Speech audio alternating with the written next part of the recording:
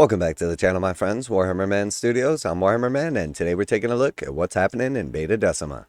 This video is sponsored by CMO Games. More on that later. What happened to Beta Decima in the latest season of Kill Team? So I've actually been into Kill Team for a long time now, and I haven't really been keeping up lately. The last couple of books that came out, I haven't read through the stories and stuff, and I usually keep up on it pretty good. But to tell you the truth, I've been real busy with 40K, getting ready for the new Age of Sigmar launch.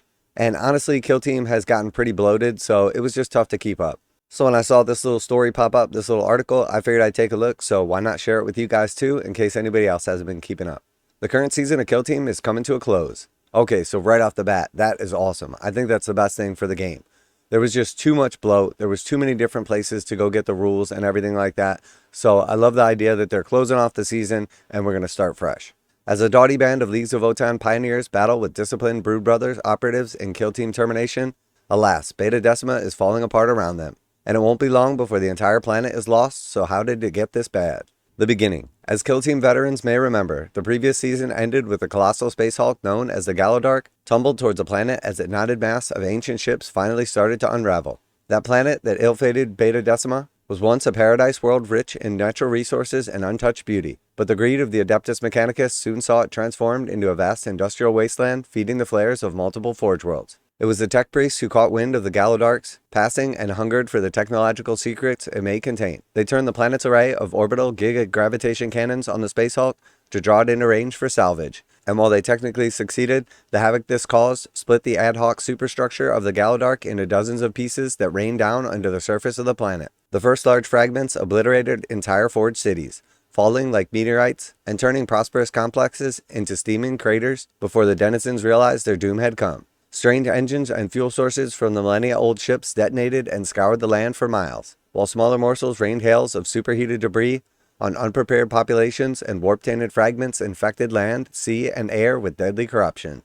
Alright, so super cool story, basically. The AdMech wanted all the loot on this massive Space Hulk, which is basically a bunch of cool spaceships all smashed together, everybody fighting for ancient archaeotech, technology, chaos powers, all kinds of cool stuff. The AdMech got greedy, tried to pull it in closer so they could salvage it, and it ended up crashing down and now destroying this beautiful wasteland that had already been looted by the AdMech in their greed for technology.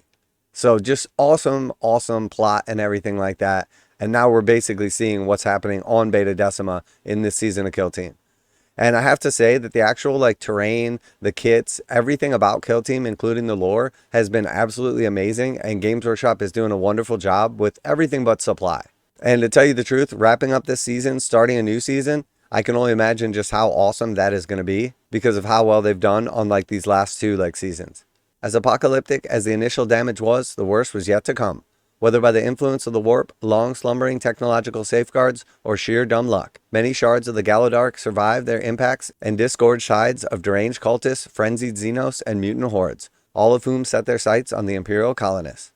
Each impact site that did not eradicate its entire local area became a hotspot for chaos, corruption, and violent raids. Causing order across the planet to break down, soon bands of disheveled survivors fought bloody wars over dwindling supplies, while enclaves of Adeptus Mechanicus survivors jealously guarded their resources. Years passed. So also, maybe we're going to get, towards the end of the season, a new Adeptus Mechanicus kill team, because that would be awesome. There's only a few kill teams so far, or factions so far, that haven't actually gotten a specialized kill team and still have the index. So it would be great if they kind of wrapped up the last couple of those. AdMech was in there because they're kind of the focus of the entire season this time, obviously at the heart of this plot. And then we move on to a fresh setting, which would be absolutely awesome. I love this.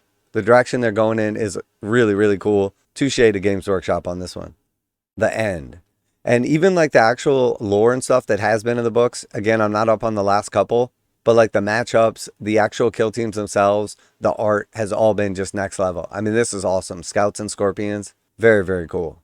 Through this anarchy, kill teams of elite operatives struck out into the lawless waste. Space Marine scouts of the Raven Guard responded to the distress call of Magos Biologus, only to discover that the tech priest Eldari test subject, a subdued farseer of the craftworld Beltan, had been located by the striking Scorpions, seeking bloody revenge. Elsewhere, gangs of Drakari Painbringers reveled in the chaos and misery that gripped Beta Decima, where the wanton slaughter was so bad that the sinister Mandrake allies slipped from their shadowy realm seeking sport.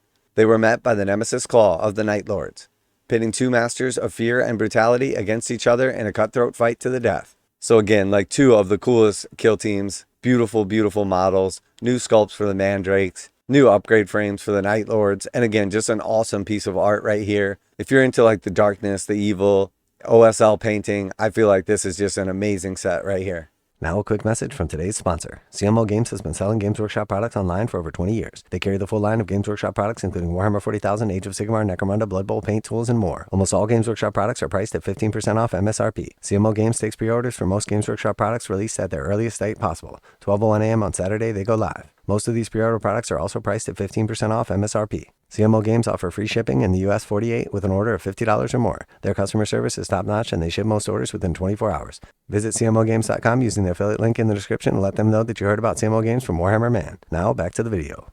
Then in the span of just a few short months, the true threat had emerged. Hidden within mining gangs, dredger communities, and other groups of downtrodden laborers, the cult of the Chittering Verse had festered for years. Before the arrival of the Galadark, the Genestealer Patriarch finally called for the great work to begin. Uprising tore through the remaining Imperial strongholds and seized control of resource dumps in vicious, short-lived wars. As the cult steadily grew in number and power, their forces became more organized and well-equipped. And spawning campaigns raged across the surface of dozens of hidden shadow wars, turned the planet's tunnel networks into charnel pits. Alright, so this kind of brings us up to speed as the Genestealer cult have emerged and they're battling the Votans. Again, very cool, awesome art, beautiful new kill teams. And even though like each of the setups has been one upgrade sprue, I think Games Workshop has done extremely well with like the bits and being able to upgrade existing kits to fit their agenda.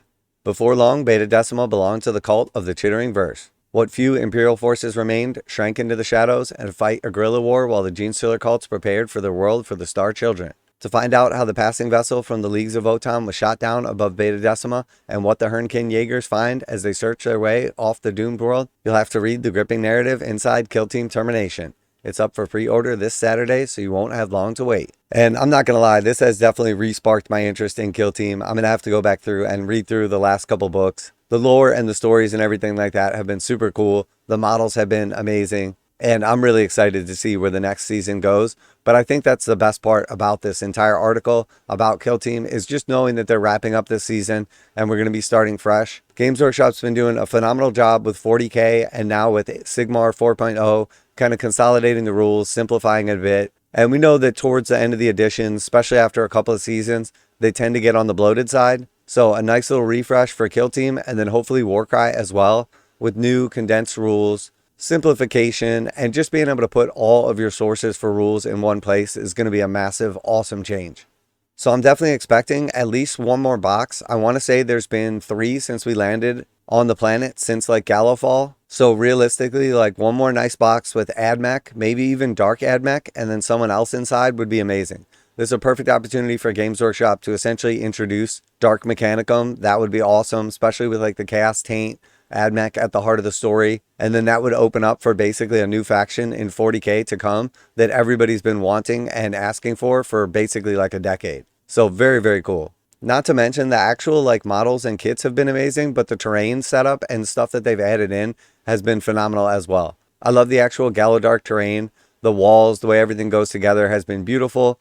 There were some flaws in the actual like creation of it. Some of the tolerances were off, so you did have to do a lot of preparation before painting and everything, so the stuff would go together and come apart nice and easily. But other than that, I gotta say, the supply issues have been the only other problem. And if Kill Team is still doing extremely well, which it is, it's still popular, and they're going into a new edition. Not to mention Sigmar 4.0 production is all finished up. I don't see any reason why Games Workshop will continue to have supply issues, so that's going to fix like the 2 biggest problems, the bloat and supply issues. So let me know what you think. Are you excited for the wrap up of this season and sort of starting off fresh? I feel like that's a new jumping off point for a lot of people who are interested in Kill Team, but don't want to come in late in a season when there's already just so much stuff out there and a lot of it's real hard to get. So starting off fresh seems like a great idea.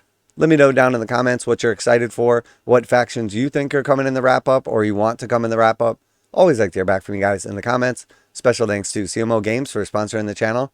Check out the link in the description to save 15% on most Games Workshop products. And remember that pre-orders go live on Friday night at midnight if you're interested in picking up Kill Team Termination.